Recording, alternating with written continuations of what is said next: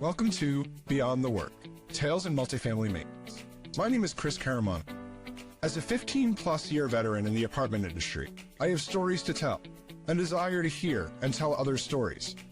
As a multiple committee member for NAA, a CAMT advisory board member and a CAMT holder, and a national presenter and educator, I have met and worked with so many great people in our industry at all different levels. This is not going to be a how-to podcast. This is going to be a how-did podcast. We are going to explore the how-did tales in multifamily maintenance. How did we do it? How did we learn from it? How did we grow?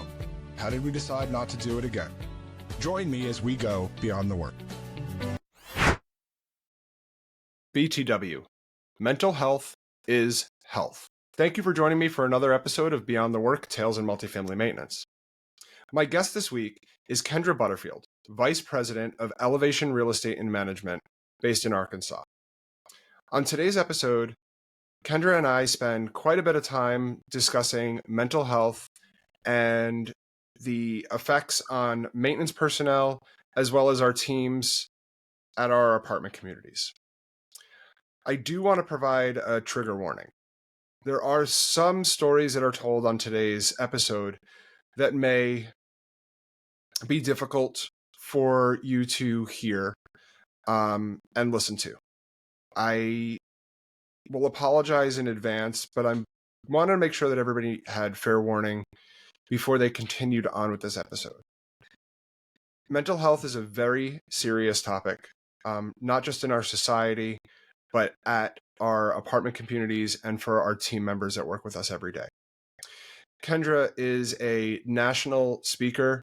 She is a mental health first aid instructor, as well as an NAAEI faculty member and an active member on various committees, specifically the mental health subcommittee. Without further ado, Kendra Butterfield and our topic on mental health and its effects on maintenance team members. Kendra, thank you so much for joining me and my audience today on Beyond the Work, Tales in Multifamily Maintenance. Why don't you take a second to introduce yourself to the audience, a little bit about how you got into the industry and what you're currently doing? So I am the Vice President of Elevation Real Estate and Management. We are in Arkansas, and I started my career about 23 years ago, and I actually started in Las Vegas. And how I got from Las Vegas to Arkansas, I know everyone's like, why would you do that? And I'm like, well, family mainly. We had 3 young kids, and it's just not a great place to raise a family, and so we came to Arkansas. But I started as a leasing consultant and part-time housekeeper, porter, going out and doing all the things, worked with maintenance. And then I just kind of moved up, I did the assistant manager role, moved into property manager, regional, director of property management, and now I'm vice president. So I've sat at kind of every level. And how I got into the industry was actually my sister-in-law. She has now, as of this year, I think she's in her 51st year of being in property management. Wow. Yes. That's amazing. Yes. And she's a regional in Las Vegas still. And then my husband actually, who also works for me now, he started with her when he was 15. And so he's been in the industry now for that would make it like 33 years. For maintenance. So yeah. That's amazing. So, you and I know each other from all of our volunteering that we do at the National Apartment Association, right? And yes. I'm glad to have you on the show today, because I didn't know any of these things about you, because whenever we're, in the thick of our meetings or, seeing each other, we don't get to spend a lot of time together. So one of the things that always impressed me about you was your commitment to mental health. You and I have worked together on our on NAA's operations committee the last few years, and you actually are the subcommittee chair of our mental health committee for the operations committee, the committee for the committee. So, but you've done a lot of work, you and your subcommittee of the operations committee on mental health. And I know you're very passionate about it on multiple different levels. On a previous show, I talked about I said I was going to have this great guest, no pressure, that we were going to be talking about mental health and specifically maintenance. So, talk to me a little bit about some of the work that you've done with the Mental Health Committee, um, and some of the things that NAA has done as well for mental health, because it is such a hot topic, especially coming out of COVID. But we have seen it was a very hot topic. It's starting to cool a little bit, and I want to make sure Hmm. that we're constantly talking about this topic. Yes, especially since, just real quick before we get to that work is um, don't let's not back off of mental health, because mental health is health and it's always with us. If you have a Yes. brain in your body, it's mental health is health. But as far as the subcommittee, I want to give a big shout out to John Sons at Burlington Capital and Stephanie Anderson from Grace Hill, because without them, we wouldn't even have had the mental health subcommittee. So that's I really need to give them a big shout out, because they were really the pioneers of this.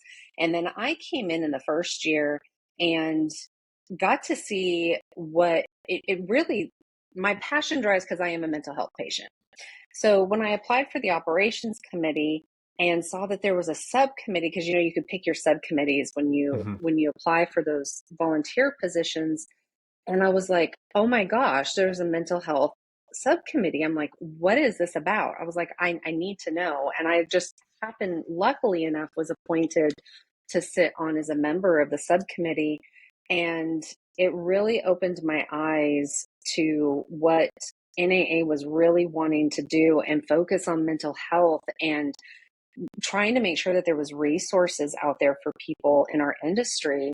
They allowed us to partner with the National Council for Mental Wellbeing, and through them, we were able to certify. I think we're up to like 38 or 40 mental health first aiders, at least within our sphere of influence.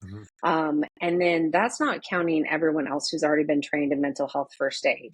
NAA allowed for people to get their certifications in mental health first aid. They partnered with the National Council to do Mental Health Awareness Week.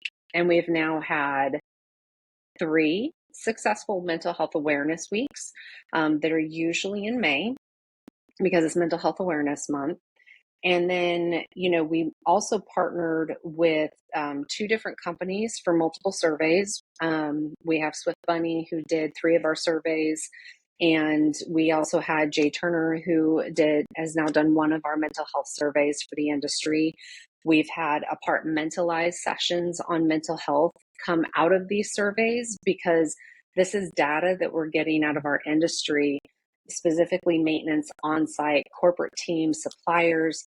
Like, what do we need? Like, what resources are you all asking for? Like, what is it that you need? And so by getting that data back, we were able to really implement a lot of different things where, we recently, NAA just did a podcast on mental health first aid and the mental health first aid instructors that I actually moderated. So that was fun. That was my actually first time moderating. So I had a lot of fun. And so, NAA has been very supportive of mental health, and not just the webinars, but I know that there's plans for like quarterly, like not check-ins, but, just to make sure that it stays at top of everybody's mind, because we don't want everyone to forget, that mental health is important, because our teams go through a lot, right? We're dealing, I always tell everybody, we are addressing where people live. It's very personal, right? We get the worst. We see the worst in people. We see their worst days. We see their best days. It's not all bad, and so I think that takes a toll on our industry and our industry workers. So really, that's where my passion comes in, is being from a mental health patient, and just understanding, having worked at so many different levels and seeing so many different things in my career, that 23 years ago we weren't talking about this. That stigma was like, oh no, don't say anything, right? And so there's a lot of good that's come out of this committee. And it's not just me or John or Stephanie, this has been a group effort and everyone brings a lot to the table. And everybody on this subcommittee is so passionate. And it's so great to have such passionate, caring people. I always say passion is caring, right? So if I get like a little overzealous, it's because, I'm a very passionate person, not just in regards to, mental health, but also regarding this industry as a whole. And now I'm like at a point in my life where I this year became a complete empty nester. So that was a whole new thing for me.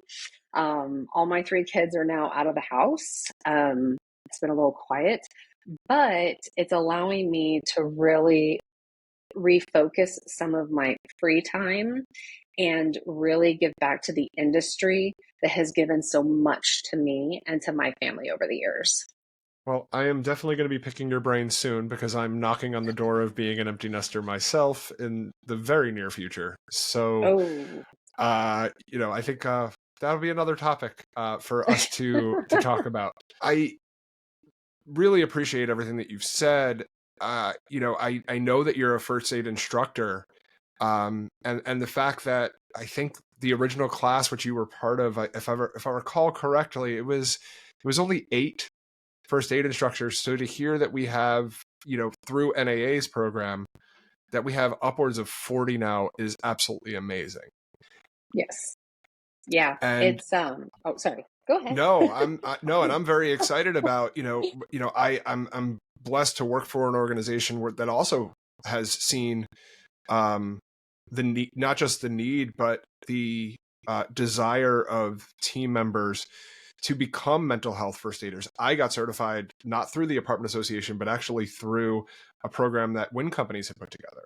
And Wow. we actually are training frontline people. So, I hope that others listening to this will reach out to see what kind of programs they can put together through the National Council or NAA to get their team members trained in mental health first aid and hopefully get them trained as instructors as well. Yes. That would be the ultimate goal, and we're talking about this mental health first aid, and for those who don't know what that is, Yeah. think of it as it's a certification. It's a 1-day class, and think of it sort of like a CPR certification. CPR, you're not diagnosing, you're not treating, you're helping somebody. They train you like how to help people until the specialist or those first Right. responders arrive. And so mental health first aid is akin to that. You're just helping, you're assessing, you're listening non-judgmentally, you're giving them reassurance, and you're encouraging them to seek help, or you're encouraging them to allow you to help them seek help. And so that's what that certification does is, and as I think back to, I always thought I was an empathetic listener, and that I always listened, had that active listening skill. And it wasn't until I actually did that training where I was like, wow, I think I really might kind of suck at this. I felt the same way both prior to and after the class. So. Right. Yeah. And I think that class, if you take away anything from it as a leader, you may never, as a leader, as a leader, you may never have to use it, but it does give you a different sense of a better way to listen to others, which I appreciated too. So I agree with you that it is mental health is health, right? And we need to take care of ourselves first. But in our industry, we're also taking care of dozens, hundreds of residents on a regular basis. Whether you're an on-site team member or you're a vice president of the organization, you are responsible for their housing, you're responsible for their maintenance and repairs, and you see the best and the worst. I totally agree with that. I personally have gone through, in the maintenance field, I've seen some very awful things that have personally affected me. Early in my career, I had a resident that was living with her parents in her mid-20s, and she passed away. She passed away of natural causes. There was, just one of those things. And this was very early in my career, but it very much affected how I presented myself and how I dealt with situations in the future. I didn't realize until years later that the death of a resident Mm. who I barely knew I'm still talking about it a decade later. I still feel the emotions that I felt that night. But this is what our team members see every single day. In your 23 years of experience, are there stories that you can share? And they could be current or they can be, from any point in your career where you have had to work with your maintenance team members that have had similar situations where they had a resident that was in distress or, something like a death. Is there anything that you can share for the audience on that? Yeah, so I have a couple of different stories, one from earlier in my career and one actually more recently. Um, when I was I was probably only 3 weeks into the job. Um, and I had a resident call for a work order, and she said, "There's worms in my bathtub." And I was like, "What? Worms in the bathtub?" I'm new to the industry. I'm like, Right. I don't know what you mean. And English was not her first language, so I thought maybe it could be me. I could be misunderstanding. So I repeated. I said, "Are there worms?" And I said, "Where are they coming from? Are they coming from the drain?" And she said, "No. When I turn the the faucet on in the tub," she said, "the worms are coming out of the," she goes, "the bar that's in there that's supposed to bring the water out." And I was like, that sounds really weird. So I said, "Okay, I'll put in a work order." And I let the manager know, the property manager, I said, "Hey," I said, "we're going to send maintenance over." I said, "But that sounds really weird." And she was like, "Yeah, that does sound weird." She was like, "Send him over and see what he says." And I said, "Okay." So he goes over, and we had walkie talkies at the time. We didn't have cell phones.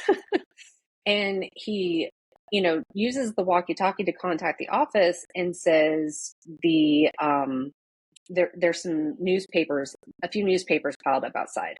This resident was, he usually would prepay his rent 2 to 3 months in advance. So, it wasn't like he was delinquent on rent or anything like that. So he was like, "Yeah," he goes, "I think maybe he might have skipped." And because he went upstairs, he was checking all the units. It wasn't just this one, he was checking all the units. And one of the neighbors, she opened her door when he knocked to see if she was having the same issue. And she said, "No," she goes, "and I haven't seen him in probably over a month." And she goes, "But I did notice when I go to my bathroom," which his bathroom would have like been up against that. She goes, "I did kind of smell something a little funky." She goes, "But I can't quite tell what it is." And unfortunately, 23 years ago, maintenance does all the checks. He walks in and he immediately put a mask on and checked. And unfortunately, the gentleman had taken his life. And there was a note that he was a professional gambler and said that he lost too much money to the wrong people. Um, and it was not a clean death. And obviously walking into that, I have walked in on several deaths in my time. Nothing that violent myself, and I just could not imagine what was going through his mind at the time. What made it even worse was that we called the police. They came out, they did everything that they were supposed to do. But at that point, it's the family's responsibility and the apartment community's responsibility to do the cleanup, right? And this particular company, I love them to death, but the maintenance was responsible for cleaning it. So this gentleman and his team went in, cleaned it, and he came in and sat at my desk and he cried. and cried and was like, he was like, that was the worst thing I've ever witnessed in my life. He was like, that was so traumatic. He was like, and I don't even, he was like, as a man, he goes, I don't even like admitting that. He was like, I don't know what I'm going to do. And, years ago, before anybody started talking about it, I had a therapist and I said, have you, maybe contact somebody that or a doctor or somebody that can help you. And the next day he came in and he quit. He said, this is too much for me. He was like, and if I'm going to be responsible for things like that, he was like, I can't do that. And to this day, here I am 23 years later, I remember his name. I remember what he looked like. He left such an impression on me in those 3 weeks. And I still think about him and just wonder if he was ever okay afterwards. When things like that happen, we should check up on other people. But again, 23 years ago, and I was in my early 20s, that wasn't my first thought, was to call him afterwards and be like, hey, are you okay? And maybe that's something I should have done. And so I think about that, and I always share that story with everybody because that is such a traumatic experience, and then probably not even 2 weeks later, we had something that was traumatic for me. We had a 12-year-old who actually hung himself from a tree on the property. Luckily for me, sorry, I had to breathe for a second. Luckily for me, it was not me or any of the staff that found him. We happened to show up right as the police and everybody were showing up. But I can't imagine like how traumatic that was. Like, it was traumatic to know because we knew the family. It was just a very sad situation, and I can't imagine what that family went through, because that's just beyond a scope of what I could ever imagine of losing a child that way. And then most recently, the good thing is now I actually have trained quite a few of my staff members in mental health first aid. And so we actually had a property. Like I said, my husband works for me. He's a property manager now. He did work in maintenance and he moved up. So he's one of those rare gems and diamonds in the rough that can do both management and maintenance. Which isn't always good for him either. Cause I'm like, hey, can you help me? But maintenance had gotten a call that there was water leaking in a downstairs unit, and they went over, and my husband had gone with them, and my husband and the maintenance tech found a woman who had taken her life in the bathtub. And so at that point, I went into action because no one else in the company yet had been certified in mental health first aid. And so I worked with them, just checking on them, giving them the resources, making sure that they were okay. I gave them time off. I was like, if you feel like you just can't handle this right now because of what you walked in on, like, I want to give you the time to recoup from that. And I think that's important for every company, not just because he's my husband or the maintenance tech that I know, but anybody that goes through something like that. And then I got quite a few of my people, like I said, certified in mental health first aid. And 2 weeks ago, my husband called me. Again, it was his property. He has one of our largest properties, and it's near the university. So lots and lots and lots of students. And he called me and said, I am so thankful that you actually made me take that mental health first aid training. Because at first he was like, yeah, I'll do it just because it's for you, hon. He was like, I'll do it. And I was like, okay, thanks. Thanks for doing that.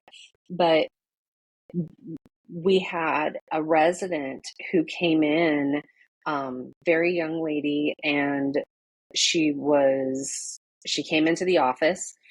And she was like, I don't want to be here anymore. She was like, I'm going to take my life. And my husband was immediately jumped into action and utilized his mental health first aid and him and his assistant worked with her on getting her the help that she needed and making sure that she stayed safe until somebody could get there to help her. And luckily, she did have a backup. Her mom was her emergency contact, and so we contacted her mom. Her mom was a few hours away, and so they stayed late with this resident to make sure, because they were like, you're not leaving our site, like you're not leaving this office. They closed the office down. They called me, they were like, can we? I said, absolutely, close the office. I said, that is the most important thing to focus on right now, is making sure that your resident stays safe until somebody can come and help her, or she can go and get the help that she needs. And as of today, she's flourishing. She was like, yeah, she sent us thank you cards. Her mom called us personally. It was absolutely amazing to know, like, just that little bit, like, that is what mental health first aid is for. Like, the fact that they were able to save somebody who might potentially take their life, like, that was just, it was rewarding to me, just because I know that, like, all of this work that I put into mental health first aid, like, actually is paying off. And not that we need to see dividends, right? Because it's not about that. It's about helping others and making sure that you're passionate about helping others. And I think if you're in this industry, you're automatically passionate about helping others because you're helping them get a home, right? And we've always joked for years that we're deferred therapists, right? Because residents come in, they talk to us, we listen to them all the time. And now what this mental health first aid training does is it gives you those clues to know what to listen for when people are talking to you. That way, when your residents are talking to you, and you start to pick out, like, oh my gosh, maybe this person needs help and I need to ask them and check in on them and not check on them. So that's, yeah. Well, thank you for sharing those tales. And I know how, passionate and emotional these kinds of things are. I think whether you've been working in this business for 3 weeks or 30 years, we all have these stories, right? And Yeah. what I really have enjoyed to see over the last few years is such a renewed focus by our industry at large. And some of these stories we're able to talk about now. And I think it's great that what you're doing with your organization and what other organizations are starting to do is really making sure that our team members are okay. These things are going to happen. We are surrounded. We take care of people. We take care of the homes that they live in. But we're not always good about talking about it and training our people to be prepared for these types of instances, whether they are, an unattended death, whether they are a shooting, whether they are somebody that's having a mental health break for whatever reason, or drug addiction. I mean, there's such varying degrees and scales. But one of the main things that we focus on with our team members is fair housing, sexual harassment, drug-free workplace, right? Those Right. are the three capstones. And I hope that with this renewed focus on, as an industry, caring about not just our team members' mental health, but our residents' mental health, that we're going to add a fourth pillar, if you will. It's no longer a three-legged stool. It'll actually be a chair where we are talking to our team members at point of hire and going over it, whether that is through, the first aid or mental first aid training program or something else along those lines. I hope that as an industry, we're taking the lessons learned that a lot of us have had to experience the hard way, and we are working with our team members. So with that, we are going to take a quick break. But I want to, when we get back, I want to talk a little bit more about maintenance. Okay. And, what some of your maintenance team members have hopefully taken away from these trainings. and been able to act. And maybe we'll try for my listening audience, we'll try to stay away from some of the dark stuff. But unfortunately, this is not always this isn't a fun and sunshiny topic. And we have to be real, and we have to be real with ourselves.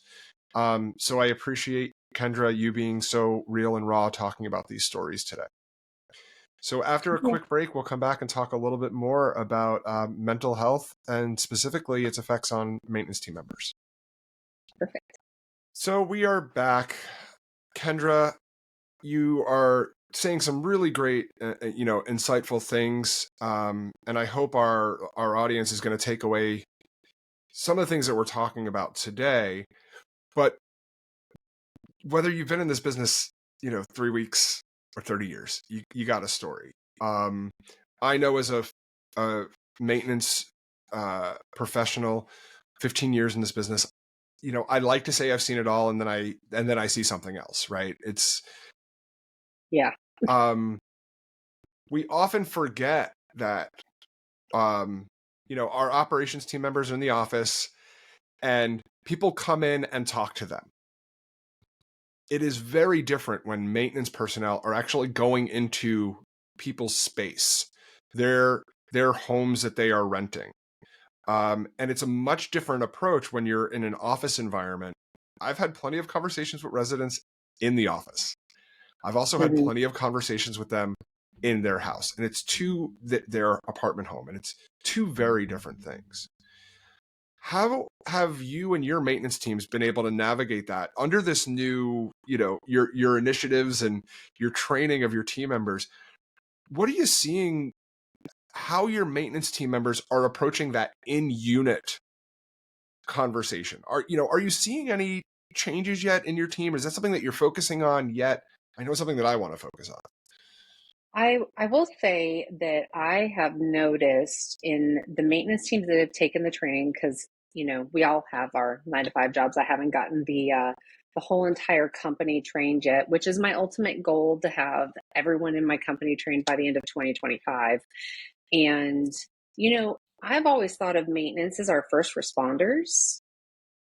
They really are. But when you have a phone call, it's like, who's the office calling, right? They're Right. calling maintenance. They're not calling, the assistant or anything like that. They're going to call maintenance. And not only are they the first responders to when something's happening, but like you said, you're going into people's occupied homes. And the shift that I'm seeing in my teams is, we're always a work in progress, but it's a culture shift in how they now view residents that may be experiencing an Yes. issue. Like, we'll call them collectors, right? Because that's Mm-hmm. the appropriate term now. Correct. Yep. We don't use the H word anymore.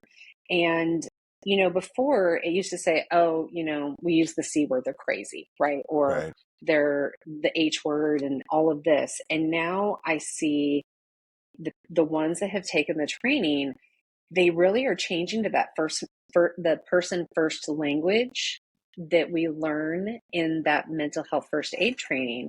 They're treating these people more than just, not that they don't care or that they've never cared, but I think it was more of a shift in their thinking of, oh, maybe even though I don't experience things like that, it brought an awareness to the maintenance teams that other people experience this. And and now it's more of a caring. In one maintenance tech in particular, he actually approached his manager and said, oh, I think I just lost, I didn't lose power I because we're can still here. I can still hear you.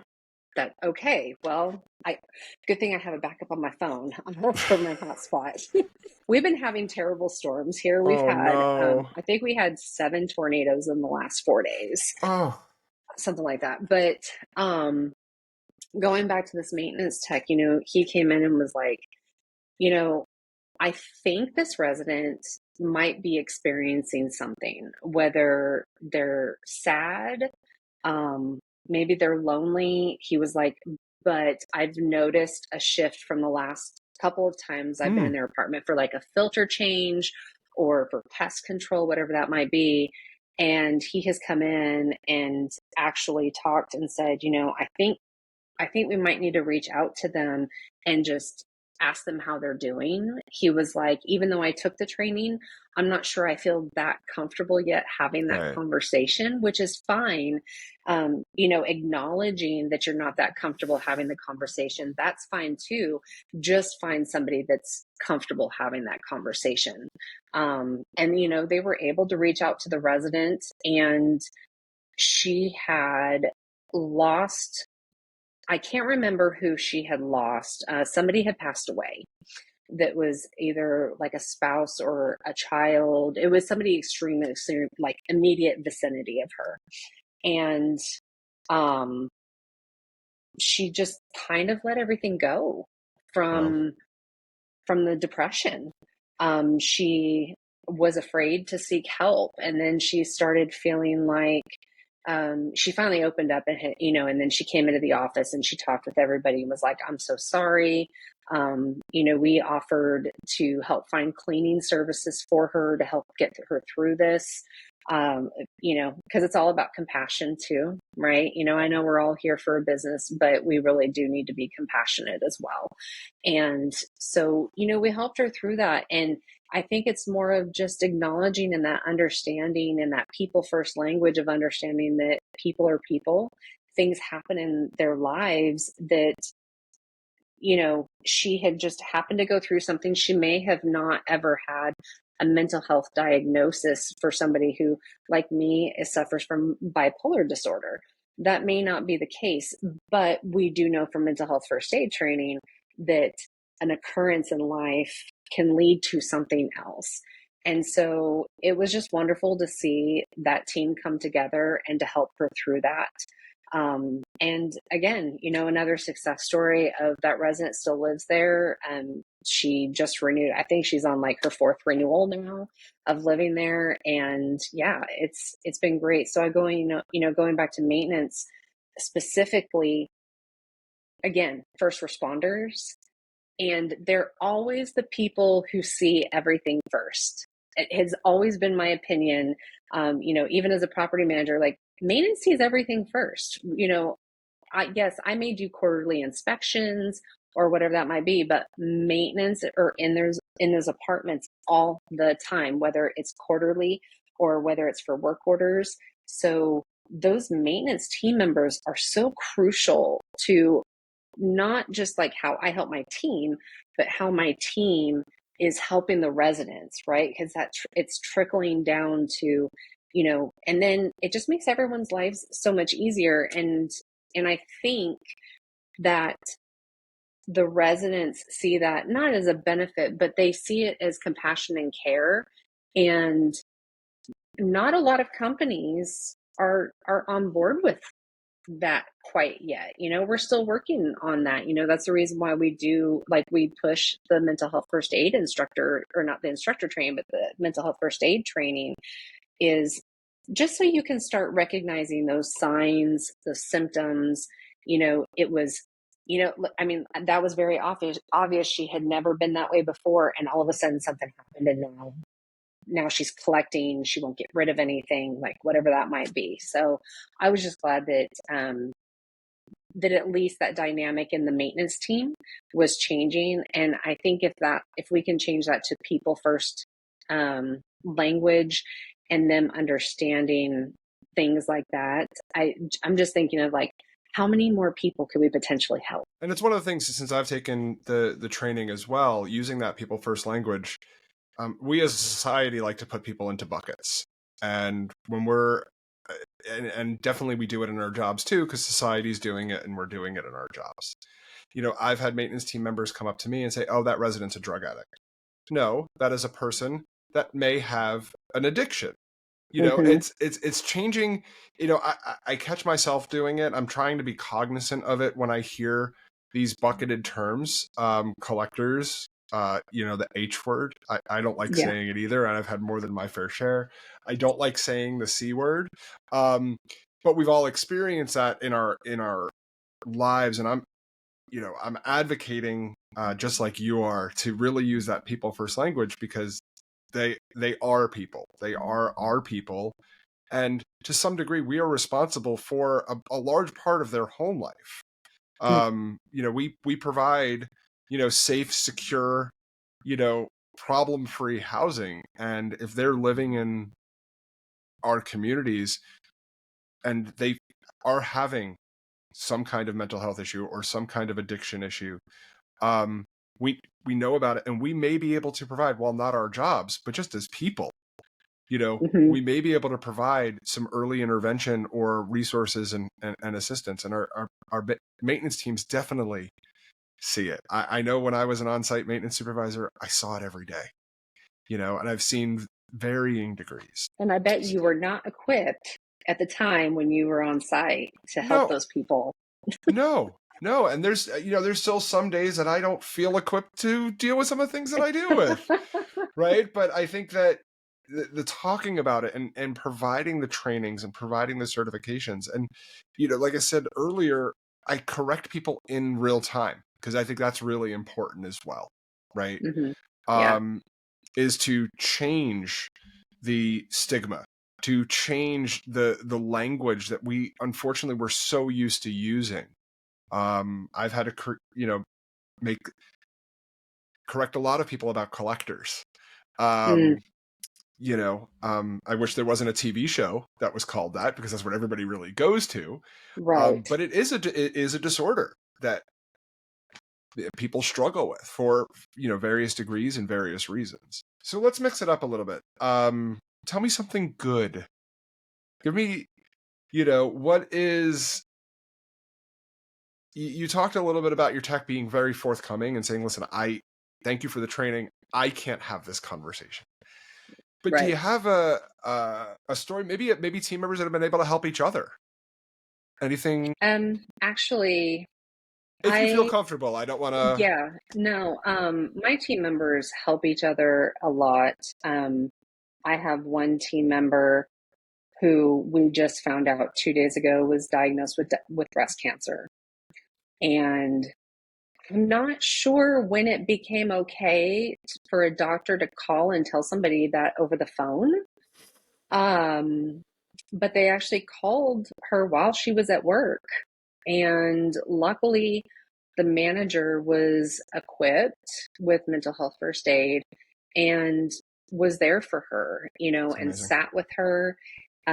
He asked her, he was like, because she's here alone and she lives alone, she doesn't have any family right nearby. And they called me and were like, if I needed to go with her, I was like, absolutely. I said, absolutely. I said, if she feels comfortable and she wants somebody there with her, absolutely go with her. I said, support her. I was like, and please let her know that she has our full support, and and we will do whatever we can in our power to continue to support her. And whether that's helping with, if she's struggling with, mental health, like I will find whatever possible resource I can to assist her as she goes through this. um it it's kind of a sad story, but at the same time, at least we're there for each other. And that's one thing I always try to pride myself on in this company, is that no matter what, we're always there for each other. I've had, being the VP, and I also take care of HR. um I People know that I'm so passionate about mental health and that I'm certified and all of that. And I don't know how many people have come to me and were like, I need help. I'm like, fine, let's have a conversation. Where do you want to go? Where do you feel most comfortable talking to me? Let's have a conversation. What can I do for you? How can I help you? Um, the another employee, it didn't affect, it affects him because it's his significant other, but the significant other was diagnosed with a cancer. And he wasn't sure because he was concerned for his job, because he wanted to make sure that he made all of those appointments with his significant other. And he was like, I'm worried about running out of PTO time. But I want to make sure that I make every single appointment because I want to be there for them. Um, and I had a 2 hour long conversation with this employee, just not only using my mental health first aid for him, but helping him also find resources because the significant other was mentally struggling too. And I gave him all the resources I had and was like, and if your significant other wants to talk, like, I'm not a therapist. Right. I can't give him anything, but I'm more than happy to listen. And not only have we gotten through that, that's been a few months ago, and since then the significant other has gone into remission, thank goodness. But I did the same thing with him and said, I don't want you to worry about your job. I want you to worry about your family because family is the most important thing in your life. I said, whatever you need, just like we did with this other one. I was like, I want you to be there for every single appointment. I said, just give me a schedule of what you need. I was like, and I will make it happen. Yeah. And And so we helped him through that. yeah, I've talked about this on a previous very personal episode for myself. When I was diagnosed with cancer 8 years ago, I sat in a room with a VP much like yourself, Kendra, and the only thing that they said to me was, "What do you need?" And I didn't know. So to hear you say it, I get a little emotional because that's all people need to hear is a listening ear that says, "What do you need?" Right? Yes. And our job as people, our job as leaders, our job as organizations is to hear that, actually listen to it, and do what we can. So thank you for sharing that, because that does mean a lot to me, because I had somebody ask me, what did I need? And meant a lot to me then, and it still means a lot to me now. So I know it's going to mean a lot to those team members of yours. I want to shift gears a little bit because very timely. This episode is coming out in the middle of November. There's currently our friends at Swift Bunny. You mentioned them earlier. They've done the mental health survey for the National Apartment Association in the past, but they have currently put out their own um, individual mental health survey for 2024.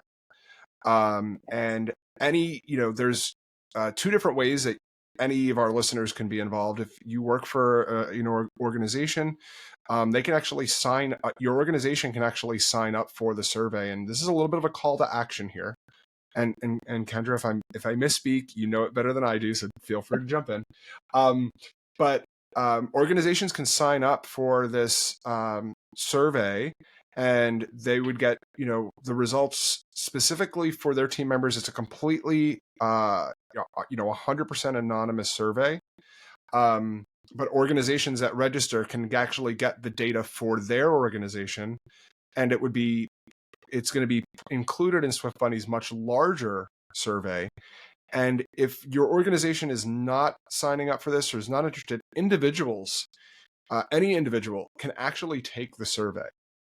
So I Yeah. will be putting this on my LinkedIn post. I'll put the link. The survey is going to close 1 week from the time that this episode airs. The Swift Bunny survey is going to be open through November 22nd, 2024. I will put a link on my socials. If you follow me on LinkedIn, you could also follow Swift Bunny on LinkedIn. But for those of you that are not listening in your car and possibly have a pen and paper, I'll say it out loud. To find out more information on Swift Bunny's 2024 mental health survey, you can go to swiftbunny.com/2024 mental health survey. I will be posting that on my socials and sharing out the Swift Bunny opportunity. You go to that site, you can scroll and you can find information about the survey as well as the individual free survey. This is not a paid advertisement from Swift Bunny. I do want to say that. Swift Bunny is a great organization that has done a lot of work in this space, both with NAA, and I wanted to make sure that since we were talking about this topic, that we were also talking about how you could, our listeners could be involved and provide some very relevant data that will go out into the industry, into sponsoring organizations about mental health and our industry. How'd I do? How'd I do for the on the fly promotion, Kendra? Did I miss anything? That's awesome. I do want to say, you mentioned individuals, and this is the first time ever that Swift Bunny is doing individual Yes. responses. So, I kind of have an inside with that because my company does use Swift Bunny for employee engagement. And so obviously my company has signed up, and these surveys are so important because not only do I encourage my team to take it, but one, I know you said it's anonymous. Like, I mean, Swift Money themselves can't even tell you who took the Right. survey. And it's so important because it gives companies, if it's a company, it gives them the feedback that they need to know how they can help their people. Because it's anonymous, you can tell your company how they can better help you with your mental health. And same thing with, I know they're probably going to do some webinar, or I'm sure that they'll do something knowing them. But it'll also give them the insights that they need, that they can give others, and maybe other people like me who are mental health first aid instructors or something like that, to know how to better serve our industry as a whole. Especially when we serve on the like mental health subcommittee, that we will be able to get at least some data, and just provide more resources. That's what it's Yes. about. And bringing awareness, reduce the stigma, and get the resources. Excellent. So, Kendra, I want to wrap up. I want to give you a couple of minutes. If there's any key takeaways, anything that you want to share with share with my audience today about what they can do, how they can get involved or certified in mental health first aid, and maybe just a little bit more about you and what you might have coming up that you want to share. So, the way you can get involved, and well, one, let's take the Swift Bunny survey, right? Check that off. Check that off. Get your company involved. Check that off. Get that data. Because it's going to, like, again, it's going to tell you what kind of resources you really need to implement. And they're going to tell you, maybe it's as simple as your EAP isn't posted somewhere, you Yes, know, we could probably do a whole nother episode just on right? EAPs, and that was one of the things that I wanted to. I'm sorry, I'm gonna cut you off here, but one of the things that I always stress with my team members is that most health insurance programs, most companies have an EAP, an employee assistance program, and it is given to the new hires at the start. And whether they work for the company a year or 20 years, they might not know it exists. Right. So as leaders and anybody in an organization, if you are ever having, you or a team member, I strongly suggest you talking about your EAP, making sure that managers have that at their fingertips. They know where they can find it on your company's website or the binder in the office or the phone number, because that's why those programs exist. And they're really important. Whenever something happens, I always go, do we have the resources in the EAP program, and make sure that those Right. resources are going to the members. That's usually my first step. Yeah. So yeah, you gave me, I wanted to talk about that, and you hit me with it at the end. But what Oh, else? yeah. What else, Kendra? So, well, I will say, if you use G Suite, I'm not sure about Outlook. I've never really used that. Sorry. But we use G Suite. And so, what I did to make it easier for my people to find that EAP is there's a thing called Spaces. And you can create a space, invite all of your team members to it. And I always keep it up to date with every time our insurance renews with the most recent EAP. And I have my 6-page list of mental health resources Oh, that amazing. are posted in this space. And so for every new hire, not only do we go over it on onboarding, but we add them to this space. And so, like, even on their phone, they can go to that space and immediately get that information. So that's such an easy way to make sure, like, to give some really quick resources for your teams. Let's move on to mental health first aid. I'm a mental health first aid instructor. Feel free to reach out to me. You can find me on LinkedIn, Kendra Butterfield. It's me. I'm pretty sure I'm the only one. There is one in Canada, but I don't think she's in property management. I think she does horses or something. Or you can go to NAA's website. I don't have the website link right off the tip of my tongue, but all of the instructors that NAA has sponsored for mental health first aid to teach, all of us are listed there, and it will tell you where we will teach in the country. It'll tell you our information. It'll tell you how we prefer to teach, whether we do virtual or in person or both. And use that. I highly recommend that. That's one easy thing that you can do for your teams from the top of the company, all the executive teams, all the way down right to your porter or your housekeeper, because no matter what, again, we're going back to the brain is an organ, it's a muscle, or is it a muscle? I don't know. I'm not a doctor. But it's an organ in our body. So, we're going back to that mental health is health. And so I think that is such an inexpensive way to not only help your teams, because I know that's the most important thing as leaders. We want to make sure our teams have the resources and help and the tools, right? Because this is a tool. That first aid is a tool and a resource for us. But not only is that going to help your organization and help possibly in retention, but also is going to help retention, because it's going to in your residents, in your communities, because it's just going, like, those stories I shared earlier, it's going to trickle down and it's going to help them help others, right? And that's the main point, is we're here to help. We're here to help others and be compassionate and be empathetic. Excellent. Well, Kendra Butterfield, thank you so much for your time today. It was such a great conversation.